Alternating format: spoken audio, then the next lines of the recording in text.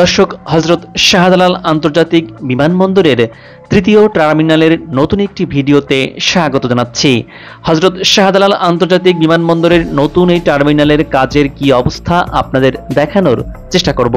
দর্শক, একটি তথ্য জানিয়ে রাখি, এরই মধ্যে দেশের নতুন অন্তর্বর্তী সরকার জানিয়েছে যে বর্তমানে দেশে চলমান জাপানের সহায়তায় যেসব প্রকল্প রয়েছে সেসব প্রকল্পের কাজ বন্ধ হবে না, তার মানে চলবে। আর এই থার্ড টার্মিনাল যেহেতু জাপানের জাইকার অর্থায়নে করা হচ্ছে, তাই থেমে নেই থার্ড টার্মিনালের বর্তমান নির্মাণ কাজ। চলুন দর্শক, দেখে আসি। দর্শক, আপনারা দেখতে পাচ্ছেন ঢাকা এলিভেটেড এক্সপ্রেসওয়ে। বর্তমানে এই এক্সপ্রেসওয়ে দিয়ে এয়ারপোর্ট থেকে রাজধানীর ফার্মগেট পর্যন্ত চলাচল করা যাচ্ছে এবং এটি যাত্রাবাড়ির কুতুবখালী পর্যন্ত চলে যাবে। এটি বিমানবন্দর সড়ক। ব্যস্ততম এই সড়কের পাশেই বিমানবন্দরের থার্ড টার্মিনাল নির্মাণ করা হচ্ছে। এই অংশে যারা বনানী কুড়িল দিয়ে এই বিমানবন্দরের এই টার্মিনালে প্রবেশ করবেন, তখন এই বাম দিকের এই সড়ক দিয়ে প্রবেশ করতে হবে। থার্ড টার্মিনালে প্রবেশের যে ফ্লাইওভার রয়েছে, আগামীতে এই জায়গাটিতে আরেকটি র্যাম্প হওয়ার কথা রয়েছে, যা বর্তমানে এখানে বন্ধ করে রাখা হয়েছে। আর এই অংশটি হলো যারা গাজীপুর, উত্তরা, টঙ্গী বা এই পথে বিমানবন্দরের টার্মিনালে প্রবেশ করবে তাদের যাতায়াতের জন্য। টার্মিনালটির ভেতরের মতো বাহিরের সৌন্দর্য ফুটে উঠছে দিন দিন। এক কথায় ভেতর বাহির ধারণার চেয়ে সুন্দর হয়ে উঠেছে এই টার্মিনালটি। এই অংশের সৌন্দর্য বর্ধনের অংশ হিসেবে একটি গোলাকার চত্বর বানানো হচ্ছে, যেখানে নানা প্রজাতির গাছ লাগানো হচ্ছে। এরই মধ্যে এখানে কিছু গাছ লাগানো হয়েছে। এটি হচ্ছে এই টার্মিনালের একটি আন্ডারপাস। এখানে দেখা যাচ্ছে সড়কের সাইনবোর্ডগুলো দেয়া রয়েছে। এই দিক দিয়ে সড়কগুলো কোন অংশে কোন দিকে গেছে তার জন্য দিক নির্দেশিকা দেয়া রয়েছে। এখানে সড়কগুলোতে ল্যাম্পপোস্টও লাগানো হয়েছে বেশ আগেই। দর্শক, আপনারা দেখতে পাচ্ছেন এই টার্মিনালটির সামনের দুইটি জলাধার। এই বর্ষা মৌসুমে জলাধার দুইটিতে পানি রয়েছে, যার কারণে দেখতে বেশ সুন্দর লাগছে। এই দুই জলাধারের মাঝখানে একটি সড়ক রয়েছে, যেটি দিয়ে এই টার্মিনালে প্রবেশ আর বের হওয়া যাবে। এখানে সড়কগুলোতে রোড মার্কিং, সিগন্যালিং বসানো হয়েছে, যার কারণে সড়কগুলো পুরোপুরি রূপে দৃশ্যমান হয়েছে। এখানে সৌন্দর্য বর্ধনের জন্য আরেকটি গোল চত্বর দেখা যাচ্ছে, এখানেও গাছ লাগানো হয়েছে। সামনের ডান পাশে এটি হচ্ছে ঢাকা এলিভেটেড এক্সপ্রেসওয়ে বিমানবন্দর সড়কে নামার র্যাম্প। আর সামনে এটি হলো টার্মিনালটির পার্কিং এরিয়া। এটি হলো পার্কিং এরিয়াতে প্রবেশ এবং বের হওয়ার রাস্তা। এই টার্মিনালটিতে 54,000 বর্গমিটারের বহুতল বিশিষ্ট কার পার্কিং তৈরি করা হয়েছে, যেখানে 1250টি গাড়ি পার্কিং করার সুব্যবস্থা রয়েছে। দর্শক, আপনারা দেখতে পাচ্ছেন এরই মধ্যে বহুতল কার পার্কিং প্রস্তুত হয়েছে। এখানে পার্কিং এরিয়াতে ফাইনাল ফিনিশিং এর কাজ নির্মাণ সংশ্লিষ্টরা ক্রেন দিয়ে এগিয়ে নিচ্ছেন। এই অংশে টার্মিনালটির দেয়ালে গ্লাসে বাংলাদেশের জাতীয় ফুল শাপলা ফুটে উঠেছে। এর মাধ্যমে বাংলাদেশের কৃষ্টি কালচার তুলে ধরা হয়েছে এই টার্মিনালটিতে, যা এই অংশ সহ টার্মিনালটির ভেতরের সিলিংয়ে ফুটে উঠেছে। হাতের ডান পাশে এলিভেটেড এক্সপ্রেসওয়ে থেকে সড়কে নামার জায়গা। এই অংশে পার্কিং এরিয়া থেকে বের হওয়ার আরেকটি রাস্তা থাকছে, যা সড়কের পিচ ঢালাইয়ের কাজ বর্তমানে চলমান আছে। দর্শক, আপনারা দেখতে পাচ্ছেন থার্ড টার্মিনালের বাহিরের চিত্র। এই অংশে ক্রেন দিয়ে নির্মাণ সংশ্লিষ্টরা বাকি যে ফিনিশিং এর কাজ আছে সেই কাজগুলো এগিয়ে নিচ্ছেন। দর্শক, আপনারা দেখতে পাচ্ছেন ব্যস্ততম বিমানবন্দর সড়ক। সামনের এই দিকে যারা থার্ড টার্মিনাল থেকে বের হয়ে বনানী কুড়িলের দিকে যাবে তাদের জন্য। এই অংশে নির্মাণ কর্মীরা অন্যান্য কাজ এগিয়ে নিচ্ছেন, তার চিত্র দেখতে পাচ্ছেন।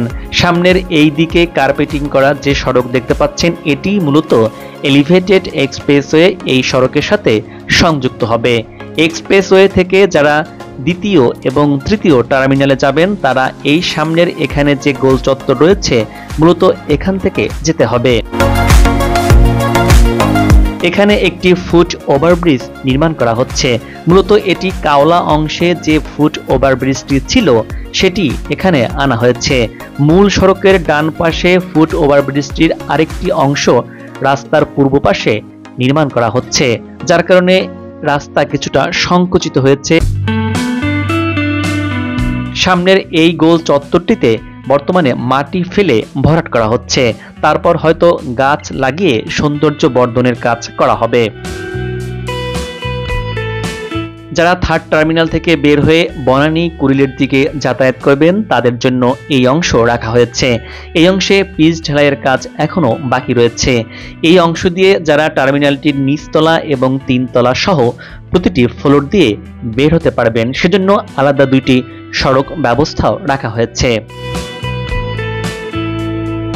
বর্তমানে দেশের প্রধান এই বিমানবন্দরে দুইটি টার্মিনাল রয়েছে। প্রথম টার্মিনাল অভ্যন্তরীণ যাত্রীদের জন্য এবং দ্বিতীয় টার্মিনাল বিদেশে আসা যাওয়ার জন্য। দুই টার্মিনাল ব্যবহার করে প্রতিদিন দেশ ও বিদেশের 30টি বিমান কোম্পানির 120 থেকে 130টি ফ্লাইট ওঠানামা করে। এসব ফ্লাইটে প্রতিদিন যাত্রী চলাচল করেন 19 থেকে 21 হাজারের মতো, অর্থাৎ বছরে প্রায় 80 লাখ যাত্রী শাহজালাল আন্তর্জাতিক বিমানবন্দর ব্যবহার করছেন।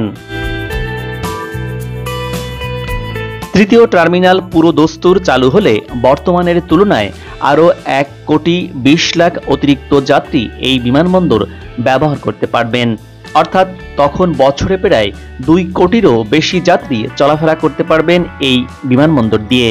বিমানবন্দরে দুইটি টার্মিনালে যাত্রীর চাপ প্রতিনিয়ত বেড়ে চলায় নতুন টার্মিনাল দেশের এভিয়েশন খাতকে সুখবর দিচ্ছে। শাহজালাল বিমানবন্দরের সবচেয়ে বেশি ভোগান্তি সেটি ছিল লাগেজ বেল্টের স্বল্পতা। বর্তমানে দুইটি টার্মিনালে রয়েছে 8টি লাগেজ বেল্ট, আর এই থার্ড টার্মিনালে 16টি লাগেজ বেল্টের ব্যবস্থা রাখা হয়েছে, আর অতিরিক্ত ওজনের 4টি আলাদা লাগেজ বেল্ট থাকছে। থার্ড টার্মিনালের প্রথম ফ্লোরে 8টি এবং দ্বিতীয় ফ্লোরে 6টি সহ মোট 14টি মুভিং ওয়াকওয়ে স্থাপন করা হয়েছে। ইমিগ্রেশন থেকে উড়োজাহাজ পর্যন্ত স্বাচ্ছন্দ্যে চলাচল করতে পারবেন যাত্রীরা এই ট্রাভেলেটর দিয়ে। এই প্রযুক্তি ব্যবহারের সবচেয়ে বেশি সুবিধা পাবেন বয়স্ক এবং অসুস্থ যাত্রীরা। সুইজারল্যান্ড থেকে এই ট্রাভেলেটরগুলো বসানো হয়েছে। থার্ড টার্মিনাল ভবনের গ্রাউন্ড ফ্লোর থেকে প্রথম এবং দ্বিতীয় ফ্লোরে ওঠানামার জন্য 41টি লিফট রাখা হয়েছে। এর মধ্যে প্যাসেঞ্জার লিফট 34টি এবং সার্ভিস লিফট রাখা হয়েছে 7টি। সেই সাথে পর্যাপ্ত সংখ্যক স্বয়ংক্রিয় এসকেলেটরও রাখা হয়েছে। একসঙ্গে 37টি উড়োজাহাজ পার্ক করা যাবে এখানে পার্কিং বেতে। নতুন এই টার্মিনালে 26টি বোর্ডিং ব্রিজের ব্যবস্থা থাকছে, তবে প্রাথমিক পর্যায়ে 10টি বোর্ডিং ব্রিজ চালু হচ্ছে। এছাড়া তৃতীয় টার্মিনালের নিচতলায় থাকছে সুপরিসর ডিউটি ফ্রি শপ এবং বহির্গমন লাউঞ্জ। বিদেশ থেকে আসা যাত্রীদের জন্য কাস্টমসের একটি হল ও 6টি চ্যানেল থাকছে। ভিআইপি যাত্রীদের জন্য রাখা হচ্ছে বিশেষ ব্যবস্থাও।